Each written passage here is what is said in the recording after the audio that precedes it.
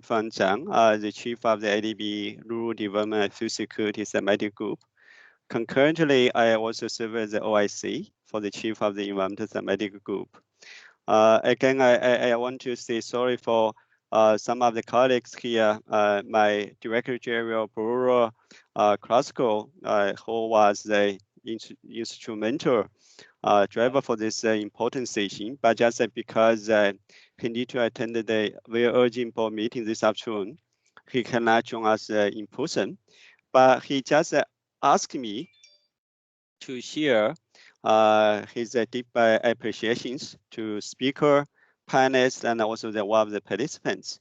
He also suggests us use this opportunity to discuss 3 key important questions. Number one is how serious is the food security situation in Asia? This is the number one question. Number two is should we as an international community be worried about this current situation? Number three is what we're going to do about the current situation, right? So today we are very, very happy to have our 3 distinguished experts with us. They're going to compare the loads, examine the situation, and also discuss with us what to expect in the coming months or the coming years on the food security.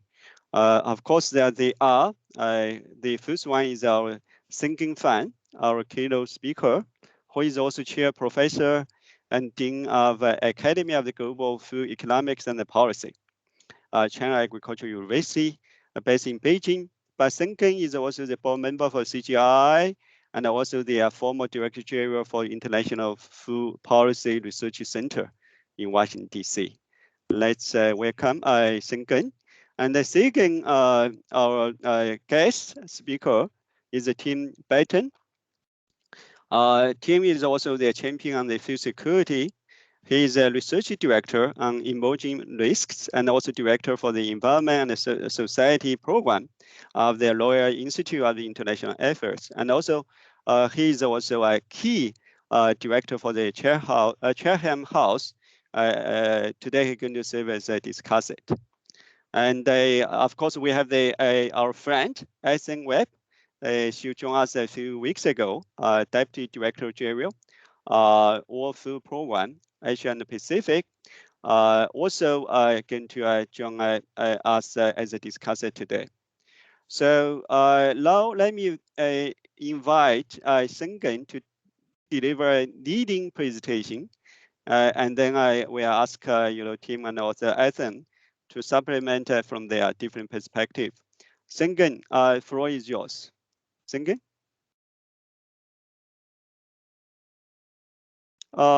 You're mute. Can you unmute yourself? Okay, great. So can you hear me now? Yes, yeah. Okay, and you can see my PowerPoints. Yes, yeah. Okay, that's very good, very good. Okay, so I will spend 20 minutes in presenting what I thought about whether there is a global food crisis looming, and then just to give you some background on the previous crisis, and finally, what should we do? Okay, wait, let me see whether I can move the PowerPoint down. Okay, now move down. Okay, here we go. Yes, so first I will introduce what happened in the recent food prices, and then secondly, I will discuss what can we learn from the previous food crisis, and finally, what should we do? I think Qin Fang raised 3 questions, so I will try to do one by one, particularly bring the Asian perspective into my presentation. So the recent FAO food prices shows that food prices have risen for the last year or so. So right after the COVID-19, maybe April 2020. So compared to October last year, the food price has risen by more than 30%. Particularly oil price, edible oil price, the cereal price, and so overall the food price index has risen by more than 30% over the last year or so. Now, so what can we learn from the past food crisis? So together with my colleagues around 2010, we've written several reports to analyze the previous food crisis, what happened, what were the causes, and how the world responded. So first, in the 1970 oil price crisis, so it's driven by higher oil food price, largely because of the Middle East conflict. The oil price went up, and followed by certain weather shocks and food trade restrictions. So to me, it's a perfect storm. So all the events came together. The coincidence of these threats came together. So the food prices went up by more than 100% in a year or so.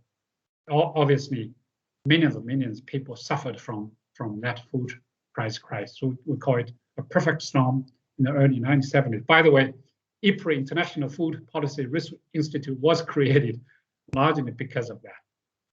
Now, the second food price crisis that I have followed very closely is the one that happened in 2007, 2008. So if you recall that event, so it started with the drought in Australia.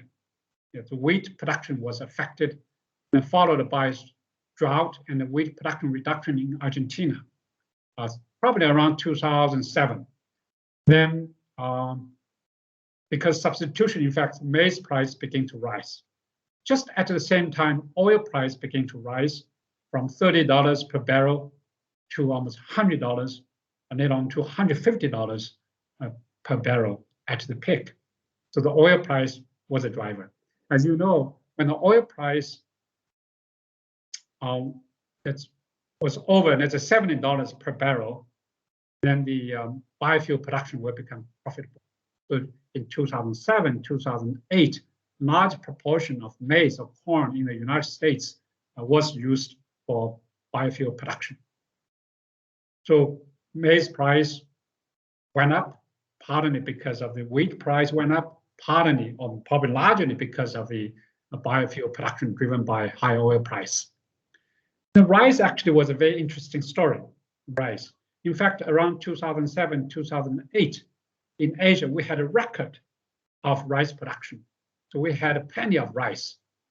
But because of panic actions in many countries here, in India, in Vietnam, in Cambodia, and even here in China, so the country began to use export bans to ban the rice exports, because rice was the food.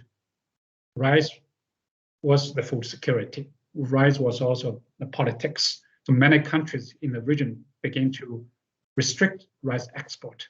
Because of these various restrictions, the rice price went up by 100%, maybe even 3 times, from January 2008 to mid 2009.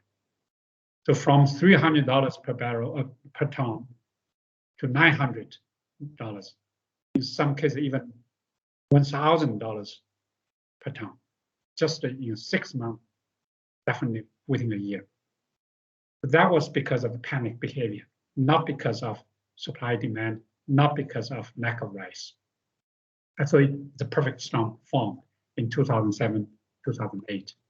Now the COVID-19 began to affect the food supply in China first, probably January, February, up to April. The vegetable prices went up, so the whole supply chain was very much affected because of the social distancing, the restrictions of movement, and the market restrictions, and so on. So from February to April, Chinese food supply was heavily disrupted. But after March, after April, because of various government policies such as green channels, the government policies to prevent roadblocks, to prevent the stoppage of the food transportation, so-called green channel. So that helped to stabilize food supply. And in addition, certain physical support, certain policy support or regulation changes helped the smallholders, helped the processors, and the whole value chain to recover from the COVID-19. So by April, the Chinese supply were largely recovered. But at a global level, I think the supply side continued to experience some issues, even in US, in Europe, because of the infection in some of the meat processing facilities. Obviously, many countries also began to use export bans, particularly by June 2020. I think more than 10 countries used export bans to keep the food in their own countries. That further, let's say, created anxiety at global level, whether there will be enough food to be traded, transported across countries. The good thing is the G20 countries, the FAO, the World Bank, all issued a very urgent call, ask countries not to use export ban to secure their own domestic supply at the cost of others. So I think by and large, the supply side has become stabilized for the last year or so. But we must continue to watch whether food price is looming. Now, together with my colleagues, like Tim Benton also helped to review the paper. So we published a paper to look at the coincidence of risks. So it's not just one risk, for example, climate change, COVID-19, or trade wars, or the conflicts. So one is single threats can easily disrupt global, regional, or local food markets, food supply. So poor Hungary will suffer. But could you imagine if all this happened together, the coincidence of risk and threats, it could cause the collapse of the global food systems, and millions of people could die, could suffer from hunger and malnutrition. So some of these factors include, obviously, climate change. I think Tim Benton is expert on that, and conflict, the emerging diseases we have already mentioned, and then degradation of natural resources, and the poor governance. Poor governance is an amplifier of all these factors. So if all these threats happen together, definitely the global food and nutrition security will be compromised. So how do we prevent a perfect storm? I think a storm is looming, but I don't think we should be panicked. It's not as bad as 2007, 2008, definitely not as bad as 1970s oil price crisis and food price crisis. So how do we prevent a perfect storm? It's looming, it's not happening yet. So first, look at the causes of recent food price hike. I think one of the reasons is macro policy. Many countries begin to relax their monetary policy, so enough money in the supply. So when you have enough money, stimulus packages, the prices will go up with food prices, whether it's price of anything. So that's one. The second is oil price. So oil price has risen to $80 per barrel. So the biofuel production is already profitable. If it continues to rise, probably more food will be converted to biofuels if we don't do anything. Another important element is financialization of the food commodities.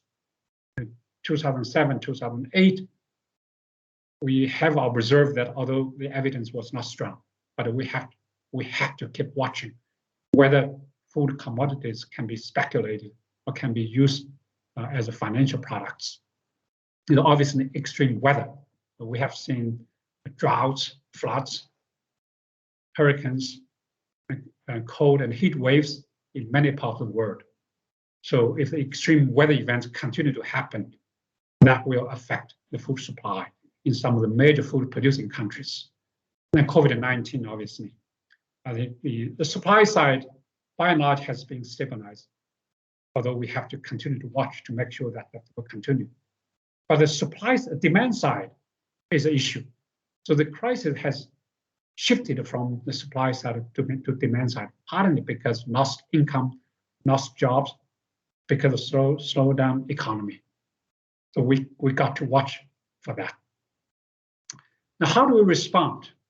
I think the green channels started here in China really worked very well to guarantee the food supply from producers to consumers. Anything can wait, anything can be stopped, but medicine and food cannot stop, cannot be waiting.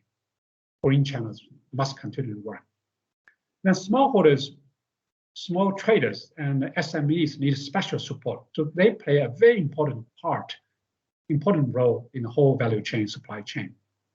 Now, new technologies such as e-commerce and digital platform can help to shorten the food supply chain and can help reduce the social contacts, to create a direct point-to-point transportation from producers to consumers.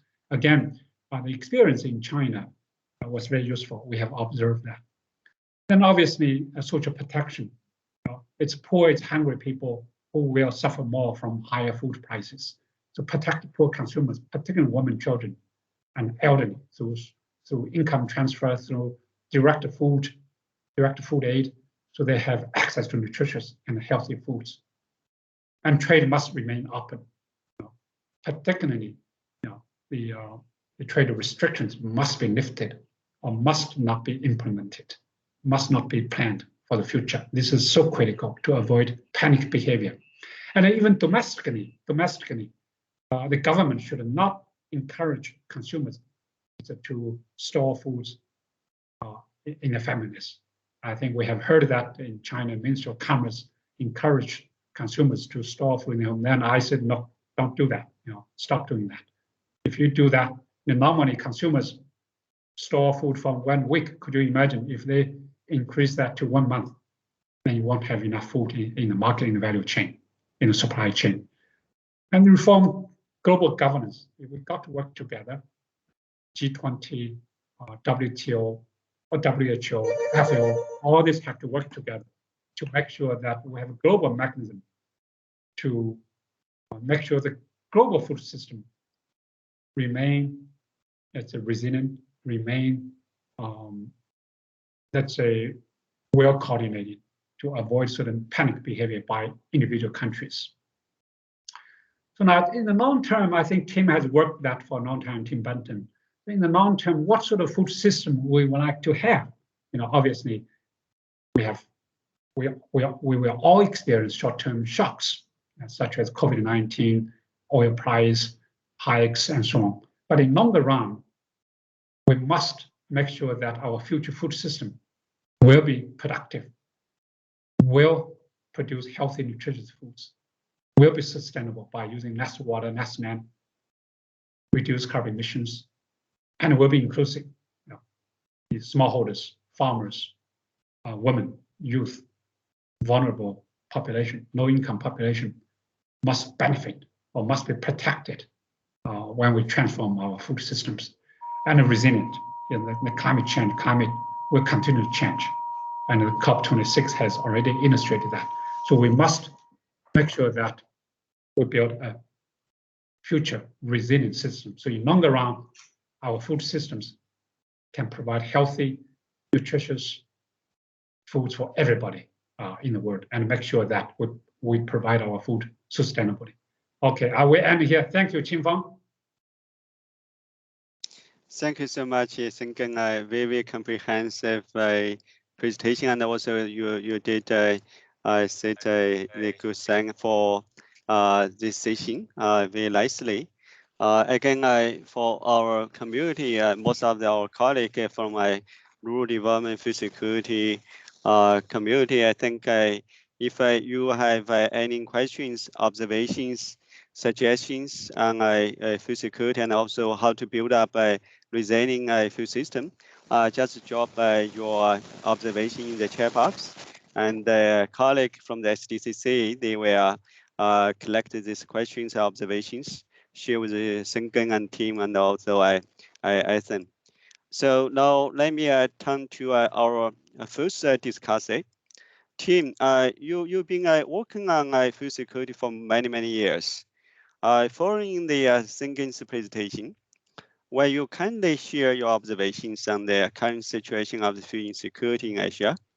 And sometimes I know that you have said the issue of the food security is not just about the food. It is about how we choose to live on a planet with limited resources. That is a true and a very, very powerful statement. But in the Asia Pacific, we also have the great challenges in addressing the SDG 2. So where you have any, the good insights, how to balance between addressing the hunger and same time also establishing the resilient the food system in the long term in Asia. So over to you, Tim.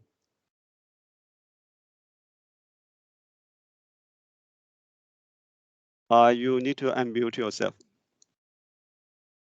Thanks, Qingfen. What I want to do is build on Schengen's excellent remarks and take a slightly longer term view.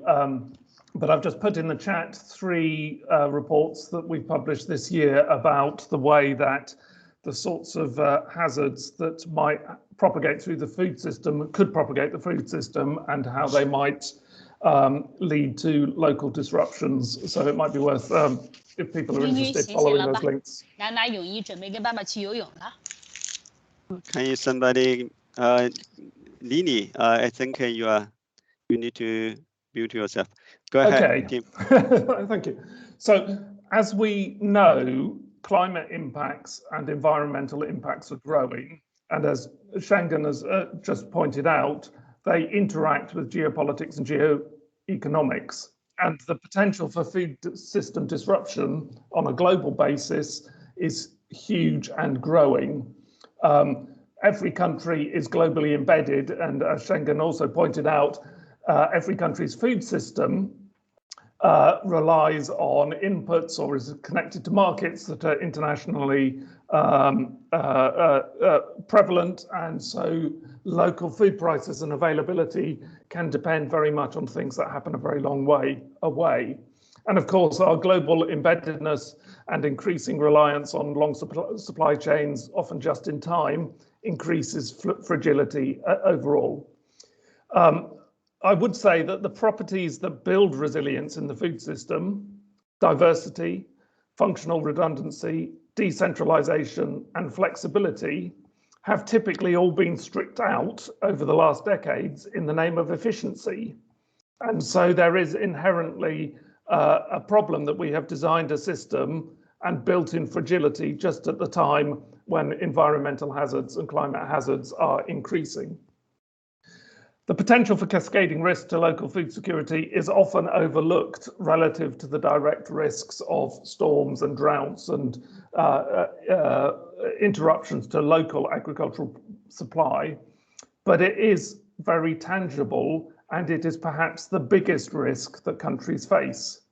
If you think about all of the ways that a climate hazard could interrupt food supplies in any given country, it could interrupt food supplies through agriculture, through trade, through ports, through processing facilities, through manufacturing, through supply chains in general.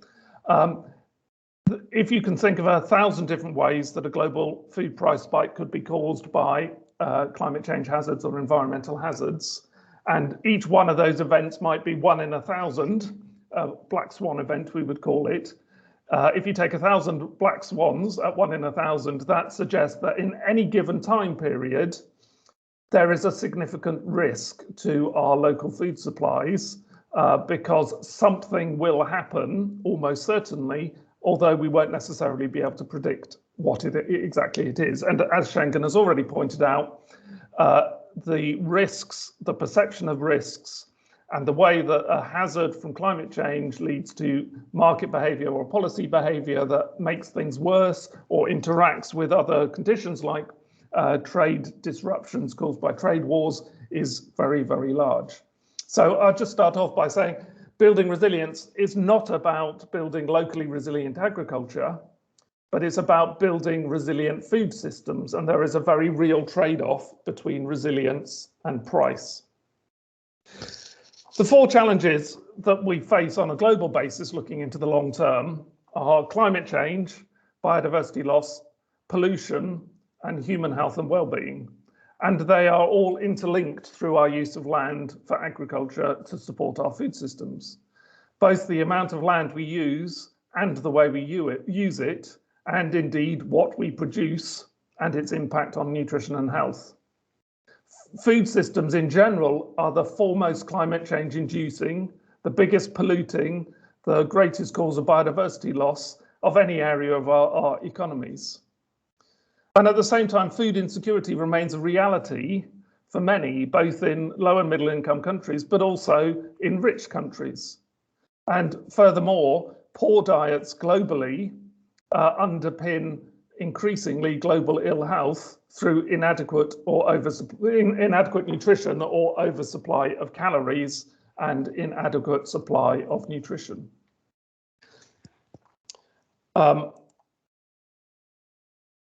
Climate change also, and I'll just say this and then move on, and we can perhaps come back to it in questions later. Climate change is also, and this is really poorly understood, and we cannot quantify it.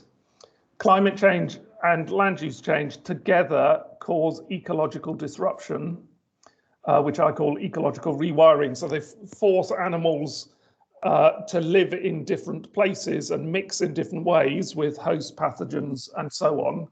And the expectation from climate change and land use change is that we will get more outbreaks of pests and diseases. And I would bet that underpinning the emergence of COVID, there is a climate change, land use change signal. So COVID, as an example of the sorts of interruptions that the food system will face in future, is a very real case study, and I'm very pleased that Schengen made it. But when you add all of these things together, climate change, pollution, a global ill health coming from poor diets, food insecurity, sensu stricto, and biodiversity loss. When you add all of these together, of course, it leads to and underpins the increasing calls to transform the food system. And we have talked about this many, many times and in many, many ways. And what has really struck me just coming back from COP26, and what really struck me about the World Food System Summit was that food systems themselves were largely absent from both discussions. In the Food System Summit, there was a lot of talk about food systems transformation, and there was a lot of talk about making supply chains more efficient, but there wasn't really any political traction to reforming food systems.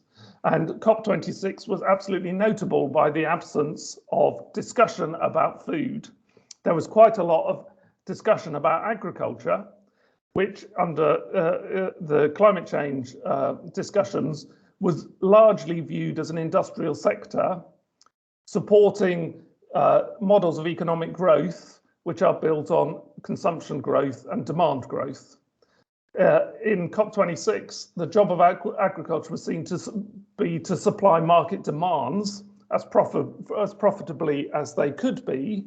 And there was a fundamental disconnect between the need to think about the demand side solutions for people on the planet and agriculture. So there was no discussion about the need to make what we grow better from a human health perspective, to grow the more fruits and vegetables that we need for a proper diet, to reduce the amount of grains that we grow on a global basis, which get channeled into biofuels and so on. So in COP, the political economy was really to frame the issue of food in terms of not interfering market dynamics, but supporting technological solutions to grow more efficiently, and not ask the question, what should be grown, how should it be grown, and for whom should it be grown? So that leads in political discourse to the framing of agriculture around land sparing, let's save the forests, and sustainable intensification. And my problem with this framing is that we have known since 1865, really, that this will not work. And the 1865 date was when economist William Stanley Jevons published a report on the economics of coal. And he pointed out that if you made coal-fired power stations more effective, more efficient, you should reduce the supply of demand for coal. But what happens, of course, is that the more you make the supply efficient, the more you reduce the price, the more you increase demand, and the more consumption increases, so you end up using more coal. And within agriculture, we have driven our food system through the Jevons paradox, that we have created a food system that's predicated on making more food more available and cheaper. And this has led to a whole range of problems that we're currently challenged with. So we have a concentration and intensification of agriculture driving down the costs of grains. We don't focus enough on fruit and vegetables, and grains are now sufficiently cheap, sufficiently available. Calorie-rich diets are common. We feed grains to livestock. We increase the amount of meat and reduce its price. We increase meat consumption. We increase, therefore, greenhouse gases coming from ruminant agriculture. The focus on a smaller and smaller number of breadbasket crops, commodity crops, means that people around the world are all eating ultra-processed foods and calorie-rich diets, and so obesity and the diseases associated have become more common. For many people, as food prices have fallen, it becomes economically rational to waste food. So food wastage is increasingly part of our system, and we have to manage that. As demand has increased because the market is pushing to drive up consumption of the wrong sorts of things, so have greenhouse gas emissions increased, and it now accounts for about 35% of global emissions. And as we're driving climate change, of course, the food system is also subject to the impacts of climate change. And of course, crop yields are going down, crop yields are getting less resilient, and the nutritional quality of diets is decreasing because of the way that plants grow and put less effort into moving nutrients around and putting the protein into the seeds. Instead, they are putting more starchy stuff into the seeds.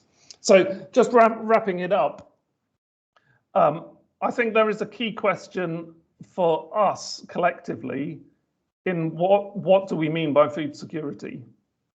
Is food security really about meeting the demand for food in the market?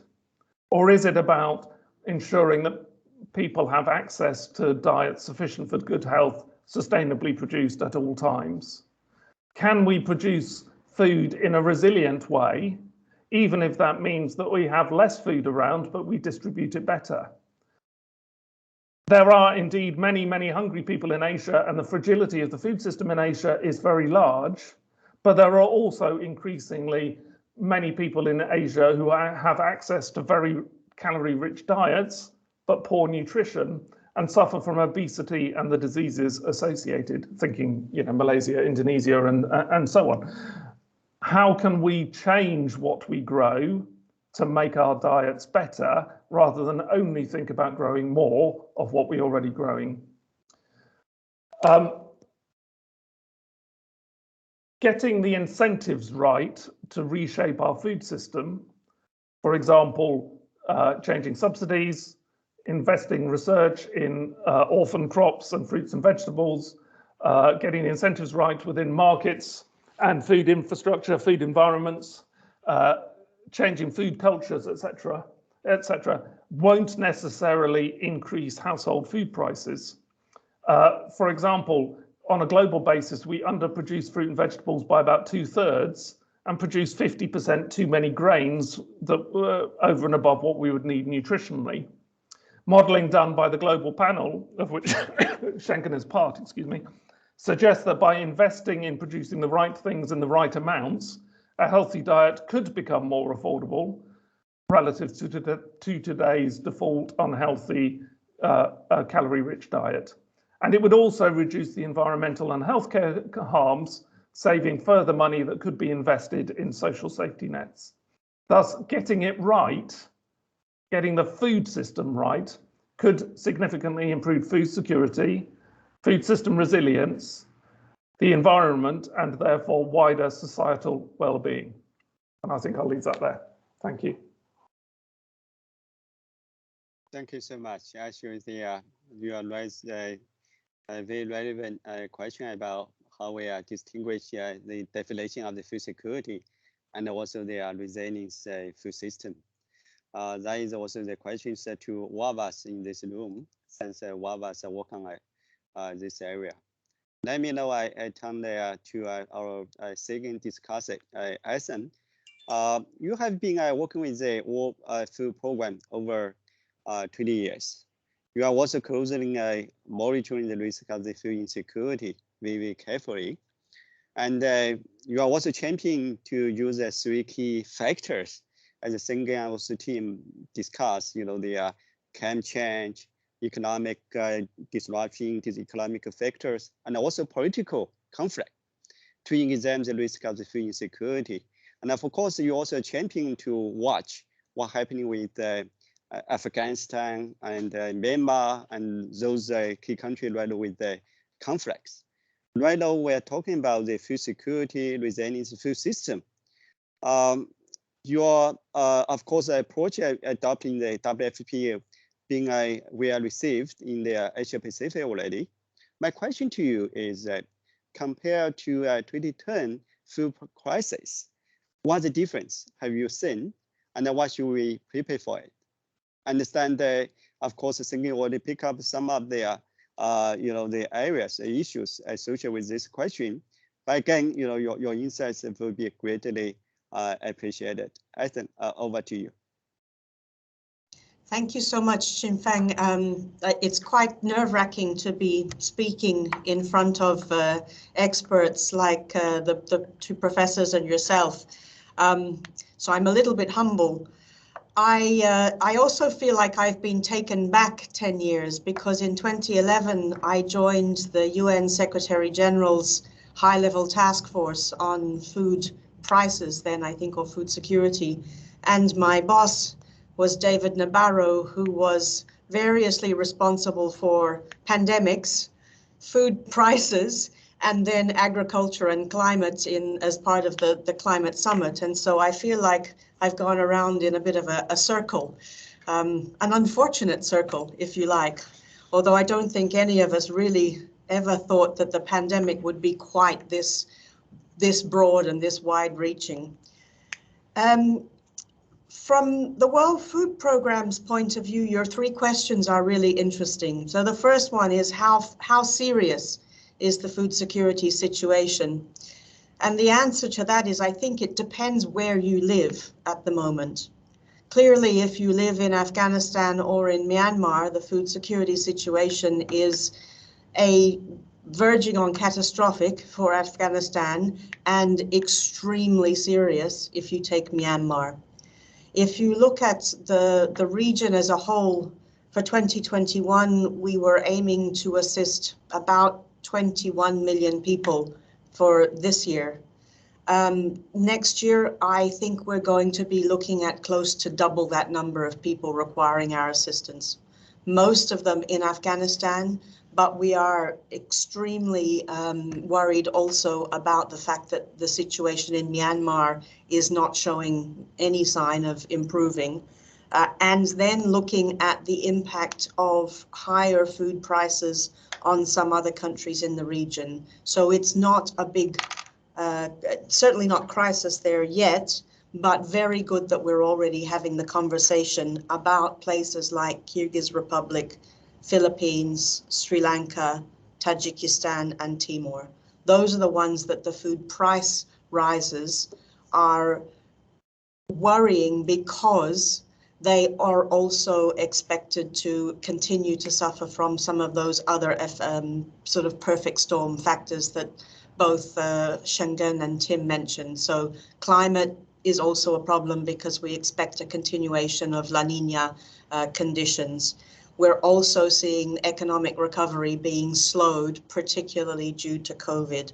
And so, and some of those political factors, the potential particularly around Afghanistan's borders for there still to be certainly a slowdown in the usual trade that they enjoyed, but more importantly, the potential still for some refugee outflows. So those are the countries that across Asia and the Pacific continue to worry us the most. The question, though, if you like, should we be worried about a global or even a regional food security crisis? I would say we are right to worry, but what we should do is not panic. So yes, it's fabulous that you're pushing us, Qingfeng, to talk about this already. And the number one exhortation, if you like, I would have, and for us to do, is to not panic, to be very careful about the way that we communicate the situation. Because what we found in 2010 and 2011, I remember being part of one of what I thought was one of the most important conversations I'd been a witness to among a very large group of UN agencies, from FAO and WFP to World Health to WTO to including then the World Bank and IMF agencies, where they looked at what was happening there in 2011. Food prices had already exceeded the situation where they'd been in 2007, 2008. And the discussion there was, should we call this another food price crisis?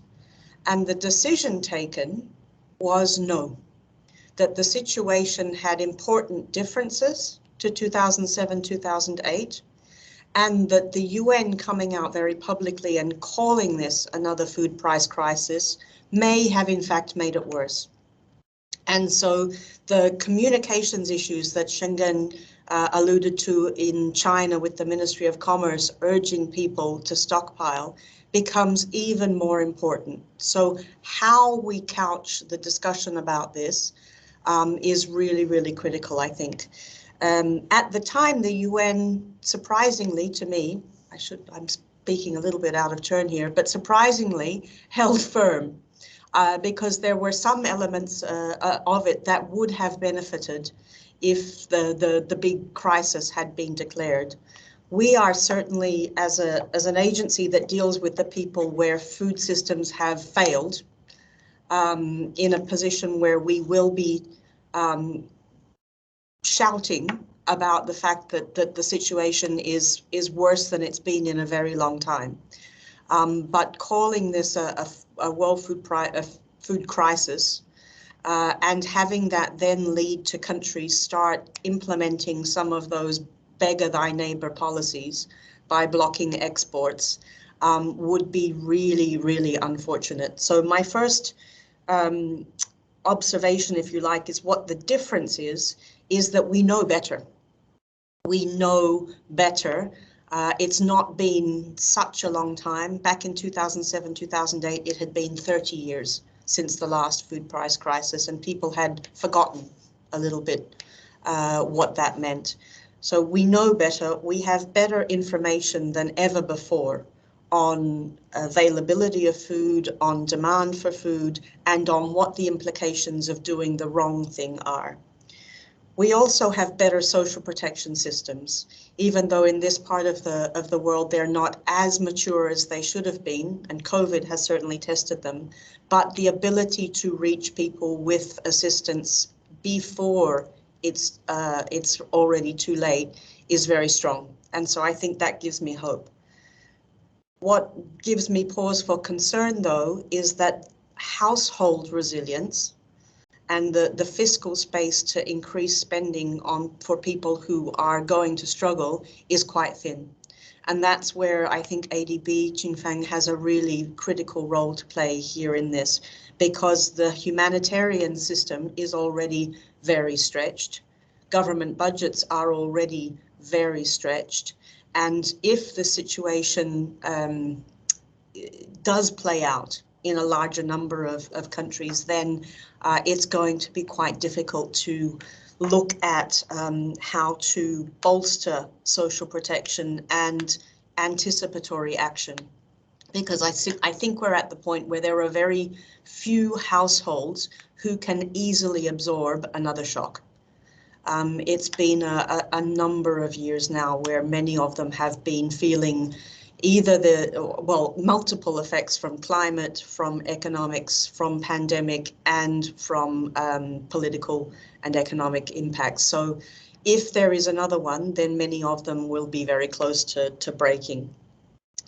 I would also ask for everyone's support to counter the tendency towards export blocks and those panic mechanisms.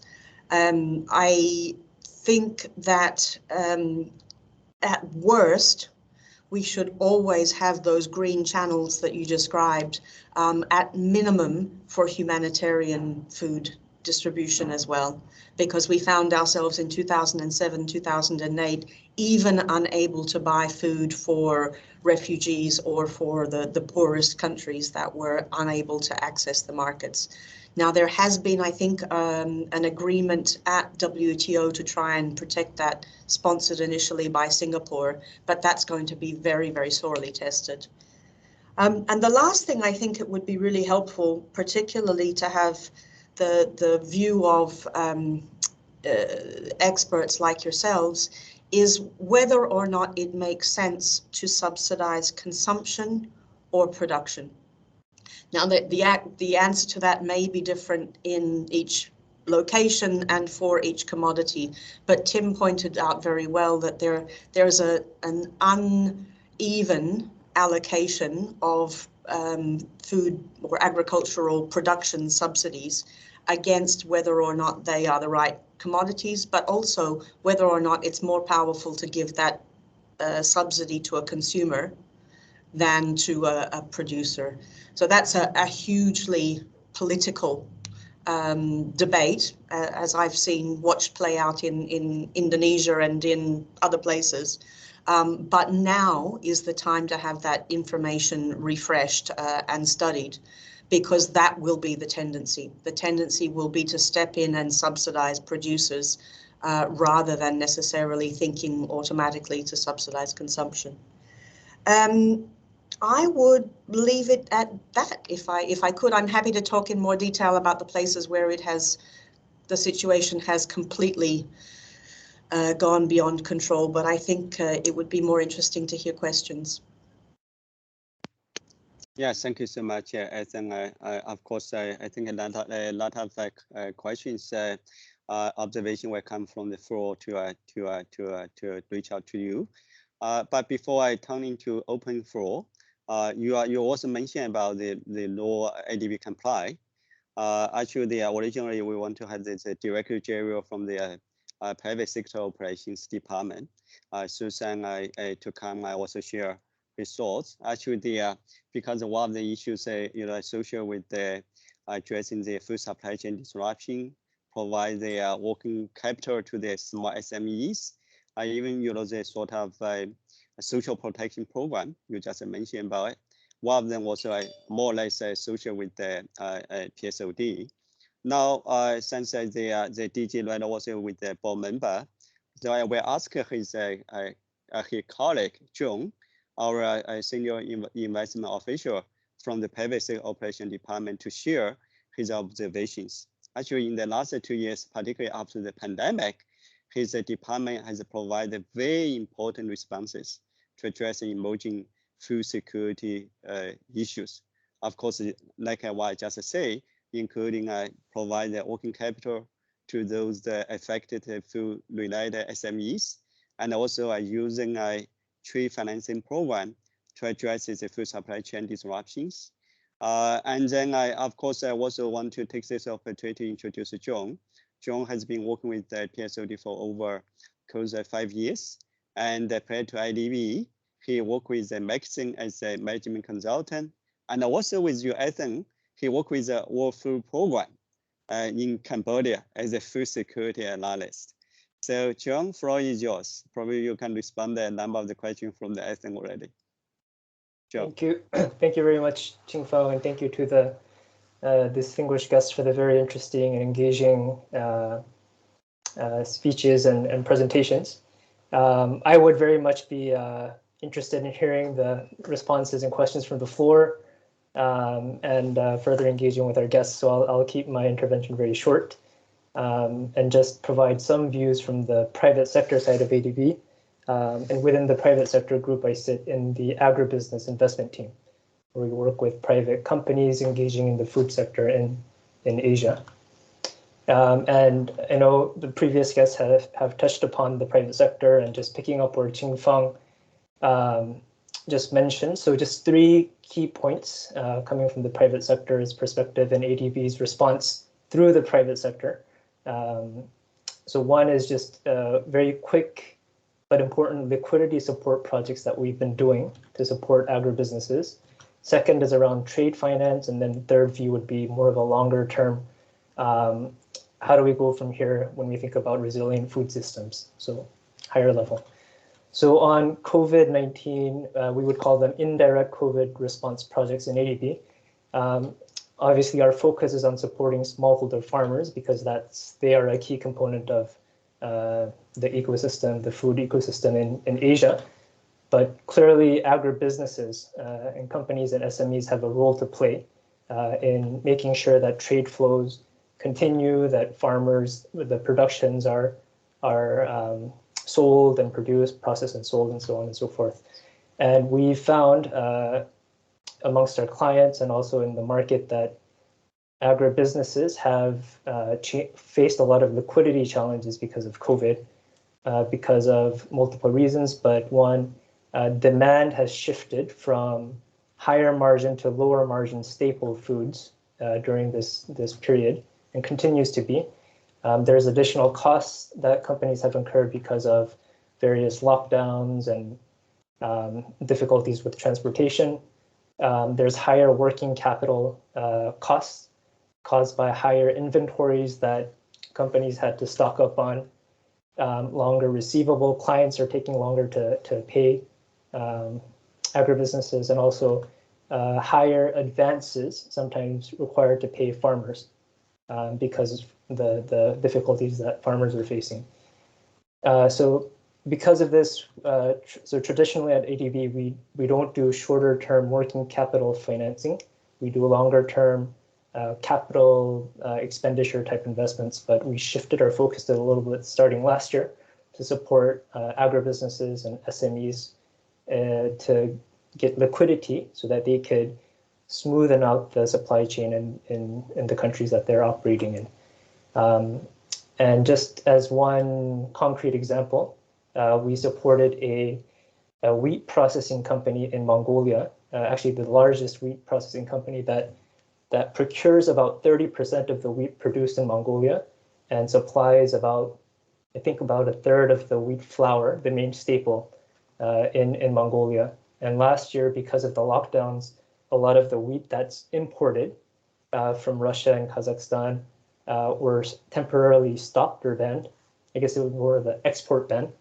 The wheat prices increased a lot, and that was a very, I guess, there were worrying period leading up to the harvest, the wheat harvest in Mongolia, and the company was also facing liquidity issues, and the financial markets in Mongolia were also drying up, so they needed liquidity to procure wheat right after the fall harvest so that they could process and supply the market, 30% of the market. So ADB acted quickly and provided the financing that was required to buy the wheat from the farmers during that harvest. And that was an example of a concrete, small project in the large scheme of things, but that had quite a big impact, we think. In terms of trade finance, so ADB has been providing trade finance that fills market gaps. And we do this by providing guarantees and loans to banks that support exports and imports. And as a COVID-19 response projects, the trade finance program specifically supported over 2,000 food security and agriculture related transactions valued at about 2 billion, so about 20% of the total trade finance transactions that ADB has done. So this was a direct kind of response to COVID that smoothens out some of the supply chain issues as well. And lastly, just on the longer term food system level perspective, so a lot of challenges as our guests mentioned. The other point that I'll just mention is the financing or the investment that's needed to meet some of these food supply, sustainable food production issues is challenging as well, partially because the food and agricultural industry is large, complex, diverse, and it's just a challenging investment environment in the region. The investment returns compared to other industry usually takes longer timelines, which is a challenge for some financiers. And there was a study published by PwC, Temasek, and Rabobank last year that estimated about 300 billion per year of investment would be required in the food system at large in Asia to meet these requirements. And of that 300 billion, about 2% would be coming from public sources, 10% directly from companies or consumers, and almost 85-90% would be coming from the commercial financial sector. So not only as agribusinesses, but the private financing system as a whole has a big role to play as well. So big challenges, but also exciting opportunities at the same time for us. So I'll stop there. Thank you. Thank you so much, John. And I know that a number of questions already posted on a chat box. Probably we started the first round of the questions. I don't need to read the question, but just ask the staff just show up and also to discuss your questions directly with our speaker and also discuss it. So first questions come from the Laria. Laria, over to you. Thanks, Stephen, and thank you to all the speakers. I think you need to have use microphone. Am I audible now? Sure. Yeah, thank you. Thank you to all the speakers. They were wonderful and very insightful presentations. I had a question to Professor Schengen. In fact, maybe 2 or 3 of them couched in a couple of few lines. So you did mention that the current crisis is not as bad as the ones that we've seen in the past. So does that mean that the world has been able to respond better with its current mechanisms? And if so, what are these mechanisms that you think have worked? And if not, should we be worried about something that can still hit us, like the sting of a scorpion? The second one was in terms of the long-term responses that you mentioned, and sustainable food systems, developing sustainable food systems was one of the components of the long-term response. So my question was, in line with building this, do you think natural capital, protecting natural capital is important for building sustainable food systems? And would there be a trade-off between doing this, developing sustainable systems and building an inclusive system? For instance, if you look at, protein, alternative protein, as a product segment, is a very promising and emerging, response as a sustainable food. But is it inclusive, or is it going against the grain of inclusiveness? Over to you, Professor. Thank you. Okay. Yeah, thank you. Can I respond, Qinfeng? Yeah, go ahead. Okay. Yeah. Right. Okay. So I do think we have responded better than the previous round. Maybe Navarro was a great hero, my personal hero, by the way. So we worked together on the food price crisis around 2009, 2010, because he called me almost every day during a certain period of time. He was providing support. So I think G20 made a difference. G20 in Japan and then in Italy. The ministers of agriculture of G20 countries all together made a declaration saying that no country should use export bans to protect its own domestic supply. I think that made a great difference. That also shows that certain global mechanisms could work for G20. This is one. Right after that, many countries begin to stop the trade export bans or minimize or play down the export bans. I think that really worked very well. And I think the green channel approach to protect these workers in the whole food supply chain, obviously started here in China and in many Southeast Asian countries. I think that was also a great lesson we learned. Then in terms of technology, the e-commerce digital platform can really link millions and millions of smallholders to millions and millions of consumers without direct contacts. And I lived in China in the campus, after 30 years, 35 years in the US, I was actually surprised. The trucks came to my campus where we live. And they just deliver all these fresh foods over there, delivered there without personal contacts. So our food was secured. So everything through the whole value chain was very much protected. I think health products probably should also be protected in addition to food. I think it's probably 3 or 4 necessary. The other thing is here in Asia, I'm not sure about in US or other countries. Here, the Asia community has this sort of culture of working together, helping each other.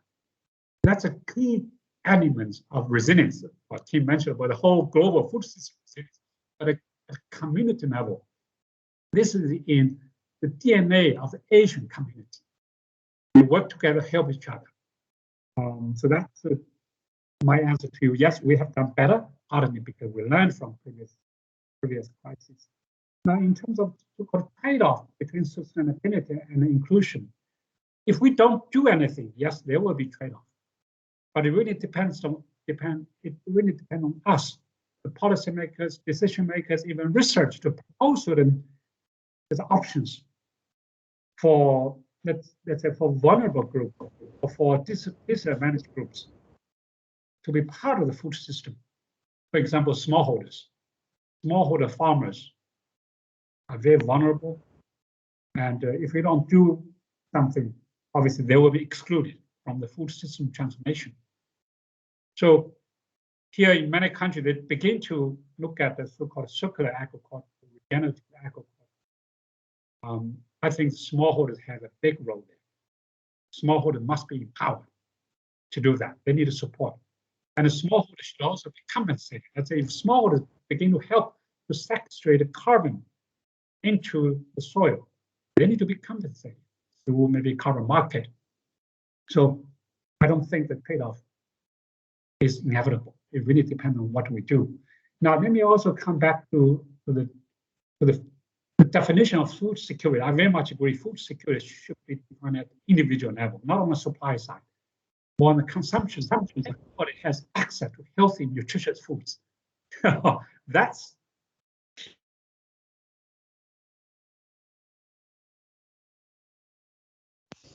I think you are unmute. You mute yourself again. For the cash transfer, cash, or maybe direct food support, vegetables, fruits, targeted to vulnerable groups. And here, last point is, I think food security. Here in Asia, you ask me whether we have a crisis. I don't think we have a traditionally defined food crisis, but we do have a crisis in terms of bad diets, overweight, obesity, and lots of chronic diseases, non-communicable diseases coming from bad diets. To me, this is more important than supply side, or we don't have enough food in the market. So I think we need to emphasize that. We need to work on that. If we think there's a crisis, this is the crisis. Going back to Qingbang. Thank you so much. I think Tim also want to supplement. Tim. Thank you. I fully agree with what Shengen's just said about the food crisis perspective of poor diets, but I'd like to address the second question from the last questioner about natural capital and inclusiveness. I think if you look around the world, the unsustainability of our food system is making everything worse for the most marginalized and economically vulnerable. So whether that is lower and middle income countries in the global south, or whether it is Bangladesh or any of the other kind of flood and typhoon prone countries in Asia.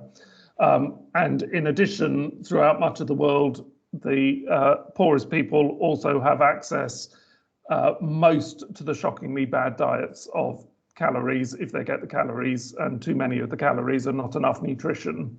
So I think the issue about sustainability to allow us to build natural capital, to allow us to reduce the threats, is also about getting the diets right to improve the diets for the global poor, particularly. The global rich have access to the diets they need. It's the global poor who have access to the worst diets, and obesity, certainly in Europe, obesity is primarily related with low incomes rather than high incomes. So I would say part of the trade-off in the long term is, unless we build more sustainable diets, we make our food system less inclusive in generations to come, and building natural capital and getting the social safety nets right during the just transition that we need is absolutely crucial to be able to build an inclusive food system. And business as usual thinking, growing more of the same in more intensive ways, is not going to make the food system more inclusive. Over. Thank you so much, Tim. Very good supplement.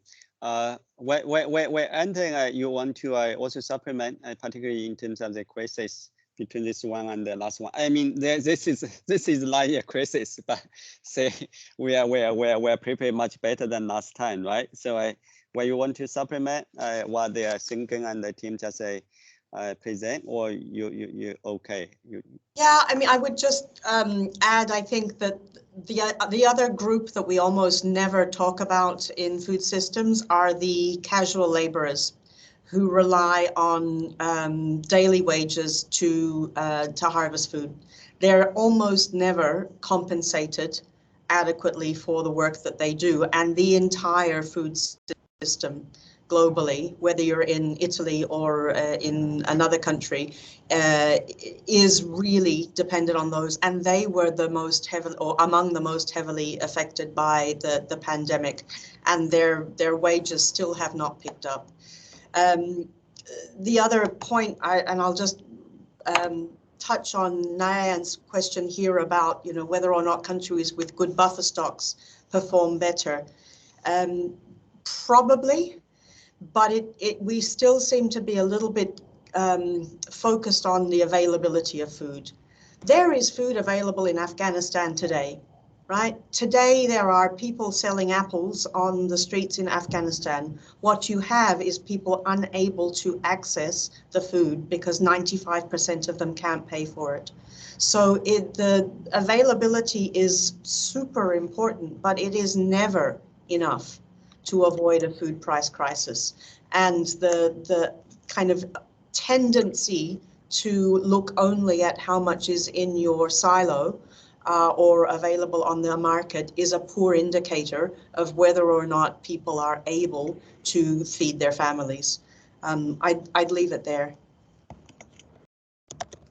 Thank you so much. I think our another question, of course, from Michiko. Michiko, are you still there? Hi, quick question. Thank you very much for very interesting points made so far. One question that I always have is about the biofuel investment. Long time ago, with the food crisis in 2007, 2008, I think there was a clear declaration made among a lot of countries, say, let's not just use the food crops for the feed. But now we see, as the oil price goes up again, there's a lot of talks about investment into the food crops used for the biofuel. And then there's a very just in a sense of this clean energy. And then what happened to the second generation, third generation, the feed? And they go, well, this is very complex and very difficult to realize. I want to go back to corn. I want to go back to maize. I want to go back to sugar with a subsidized this production system.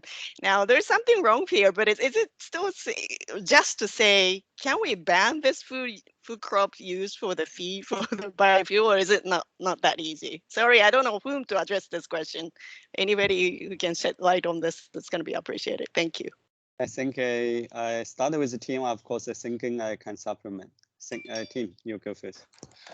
Thank you for the question. I think there is increasing evidence that biofuels from food are not carbon neutral but are actually carbon positive by the time you build in all of the emissions associated with the food production, the transport, etc., etc. So they are not a solution. They're not a sustainable fuel.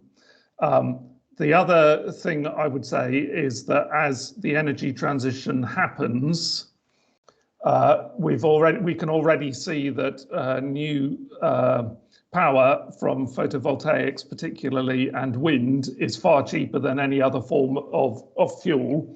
Biofuels must only play a significant role for the hard to electrify sectors, and that's particularly aviation. So you can imagine a situation where a little bit more research would allow you to have biofuels from crops that were positive from an aviation perspective, but they are not and shouldn't be and cannot be a general solution because of some of the things around the competition for land and so on. Again, we've got a market failure at the moment because it is profitable to put food into biofuel when oil prices go up, but we shouldn't be investing in that area because therein lies disaster. Over. Thank you, Tim. I saw you also want to supplement. Yeah, thank you, Machiko. I think this is a very important. I remember in 2007, 2008, food price, we analyzed the impact of biofuel that's on food price.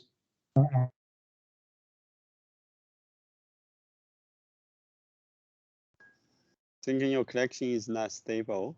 Oh, can you? Okay. Yeah, it's okay. Can you continue?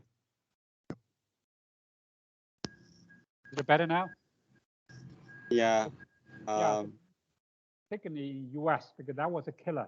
U.S. used a large quantity of maize or corn in producing biofuels, and as you know, most of the maize corn are produced in Midwestern U.S. They use lots of underground water. They drive up the food prices. So that was totally negative.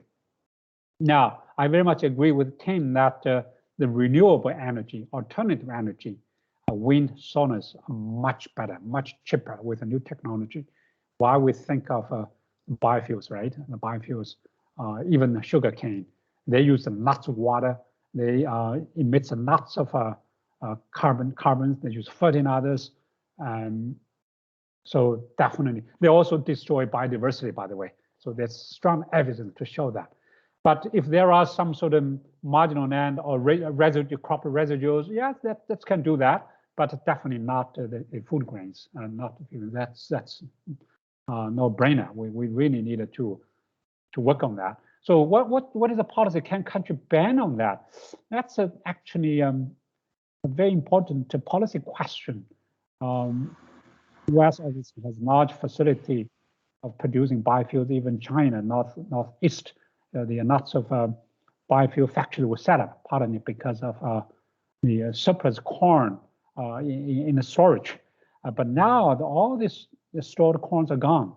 And I think there should be a certain policy to really ban or control the biofuel production from using maize. So I think also, fossil-based economy or the biofuel-based economy must be stopped. We can do better. We can use. I mean, obviously, one is energy efficiency. You can cut down the energy use quite a bit, and then using alternative sources of energy, solar, wind, and others. So I do hope that the ADB, the World Bank, or FAO can also look at that issue to encourage countries not to use biofuels to substitute current fossil oil. So $70 is a threshold. Now it's $80. Winter is coming. Maybe the oil price will continue to climb. So let's watch for that. Going back to you, Qingfeng. Thank you so much. I think when you have any observation, I know this oil price, oil crisis or the energy crisis, they come together with this fuel price increase. How you see the fuel and the fuel leg size? When you have any insights?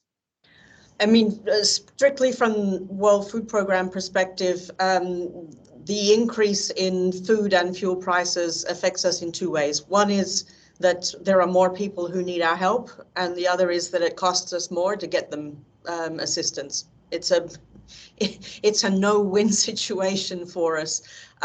So I'm hoping that the action can be taken, or at least the systems can be put in place ahead of it. I'm not able to get into the debate about biofuels, although my personal opinions are very strong. I think the organization and our member states have quite different views. So I'll leave it there. Okay, thank you so much. I know that Hans, our colleague, also raised a question. Hans, are you still there? I am still here, and Yeah. I placed the question there for Dr. Benton. Where was it? Dr. Benton, thank you for the interesting presentation. Maybe you saw my question. What do you suggest as the policies or incentives that government should consider to move a food system to a more sustainable basis while also building natural capital? Just would love to hear a few of your ideas and thoughts. Okay, Maybe thanks. Maybe it's papers that you sent, but I haven't had time to read them yet. There are many things that can be done, and Anthea asked a good question about whether putting subsidies on to consumers rather than producers. That's one of them, or moving subsidies away from grains and putting them on to fruit and vegetables or other things. So in the IPCC special report on climate change and land, table 5.6 in the food security chapter, we pulled together, I think it was 19 different families of policy level interventions that can be made. Subsidies, research investment, supply chain infrastructure, taxes, other forms of incentives, even down to planning law, for example, in terms of, do you allow fast food outlets to be sited at school gates, advertising regulations and so on. There is a lot of kind of overlap between what actually, from the baseline that we're in now, what is actually a more sustainable diet and a more healthy diet.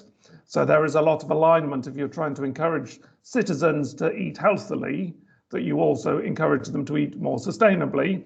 If you're promoting the markets for more sustainable goods, you're also allowing a financial flow to go to farmers to invest more in more sustainable agriculture and creating the demand side through into the supply side issue. So I think there are many things that can be done. In answer to Anthea's earlier question about subsidies, I mean, there are examples, of course, where consumer subsidies have been put in place. I did a study a few years ago, I think it was in Iran, where citizens have been given $5 per family or something like that.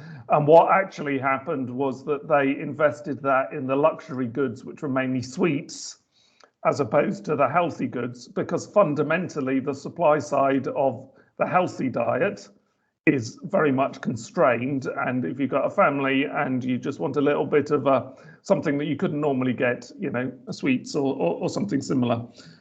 So I do think there is a lot of scope, though, for thinking creatively about the demand side incentives and getting them right to create the supply side pull to give the farmers a reward for growing something other than the large scale commodity crops for the local markets to underpin hyper processed diets. Over. Let me add a couple of points. I think in addition to repurposing subsidies, changing national nutrition guideline will also be critical. Many countries do have that, UK, US, even China. The Chinese released its latest nutrition guideline in 2016.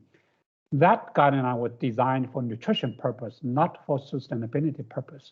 I really hope the national nutrition guideline will also take into consideration of sustainability.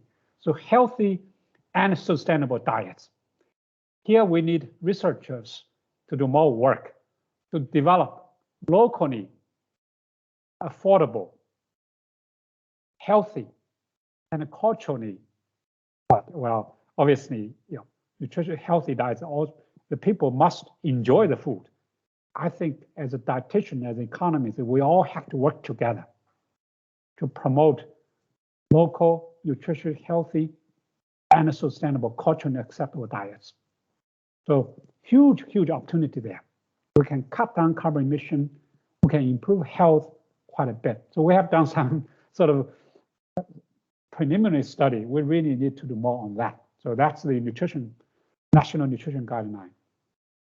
Now, on subsidy consumers, we got to be careful. In India, they have this so-called subsidized grains. So that actually help and encourage consumers to consume rice, wheat, all this. I shouldn't say the empty calorie, but as a result, they don't consume much fruits, vegetables. So can we change our subsidies to provide support to the consumption of fruits, vegetables, not grains or ultra-processed foods? Going back to you, Qingfeng. Thank you so much. I think very, very good insights. I just consider the time constraints. Probably take it one more question. Nathan, yeah. Sorry, just on that very quickly, we have an experiment underway in Bangladesh that started as a response to COVID. So around the outskirts of Dhaka, where people had lost their day wages, we started distributing cash. And part of that cash would be an incentive or an additional amount if what you bought was nutritious. So there was an incentive on buying fruit and vegetables or eggs and maybe something or other else that were judged to have a greater nutritional value per taka than anything else. And I think there's an evaluation of that underway. If it works, it will be encouraging because changing diets is hellishly difficult. Yes. Thank you so much, I think very useful insights. I know there one more question for you. Looming, are you still there? Yeah, I'm here. Thanks to all the speakers for very wonderful insights and learned a lot today listening to you about the various aspects of food security. So my question is regarding the household fiscal resilience that Ms. Anthea you had mentioned, and this often is the one of the bigger problems in it, because it takes only 1 or 2 bad seasons, for the farmer to go from a really, a good smallholder farmer to complete chaos. So what can we do in terms of financial programs or social programs to ensure that we address this long-term risk that seems to be there across all the developing countries? Any insights would be very helpful. Thank you. Yeah, Hassan. Oh boy, I was hoping we wouldn't get time for this because there's no easy answer to that question. It's a whole range of policies, and frankly, no country has it done. Certainly not my home country, Australia. But it goes from ensuring that basic social services are available in rural areas, and in many cases that's not yet the case, to at least making sure that the infrastructure available maximizes what can be produced, so you're not losing half of what you could be earning from in the distance between the farm gate and the market, and the consumer's plate. And lastly are some clever insurance mechanisms that can be put in place for those sort of single not so much catastrophes, but serious loss. And some of them have better results than others, and they tend to be kind of political as well. But those, I think, are 3 of the basics. And then just making sure that simple issues like health and education are available so that they don't also contribute to a sort of massive descent into poverty. They're pretty basic areas, but clearly no one's got it right yet. Thank you so much. Again, thank you so much. I also agree with most of the colleagues in this room. They are very much appreciate the wonderful insights and also insightful observations from the speaker and also discusses. Their time so short, we need to come to the end of our discussions. I want to just quickly to share 2 quick takeaway from these discussions. Number one, of course, I agree with what the speaker and also the discusses. The risk of food insecurity is real, but same time, we also agree this time for countries, international organizations, we are prepared much better than they are 10 years ago. And then we understand that sort of compared to the 10 years ago, of course, the G20 and the Green Channel, and also the NDBs, WFP, FAO, EPRI, all of them all join forces really make the food system supply chain is much smoother. This is number one. Number two is we understand that a number of our countries now started to take urgent responses to managing their growing food insecurity. That is needed, but same time we also encourage the DMCs and also NDPs need to also prepare the medium and also long-term strategy to build their resilient food system. We unfortunately, as a team, just say, both the Food System Summit and also the COP26, the food system topic was missed in that 2 events. So that means for the future, definitely for the community, for the what the UN organizations in the future, their awareness raising and also the more efforts need to be made. Again, the since early of this year, IDB started to launch the Sustainable Food System Waiver Series, and now we are preparing the Rural Development Food Security Forum, which is going to take place early next year. So I think today our session is very natural collections between our waiver theories on food system and also the food security issues for the forum. In coming months, we look forward to have the more coordination communications with one of our partners, including China Agricultural University, which is Thinking come from, and also Chatham House from the team come from, and also the World Food Program that I think you just come from. Actually, our consultation on the Afghanistan and Myanmar, of course, still continue. Of course, we also look forward their cooperations with other development partners again. So once again, I want to take this opportunity to thank the Singen for your thoughtful presentation, team, and then for your insightful observations, and of course also John, from the PSOD side for your inputs, very useful inputs. So with this, I think today we managed time quite well. We have the 1 minute left, but again, you guys stay safe.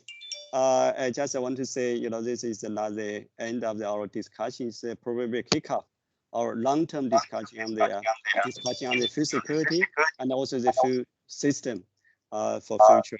So with this, I want to just announce the end of our brainstorming session today.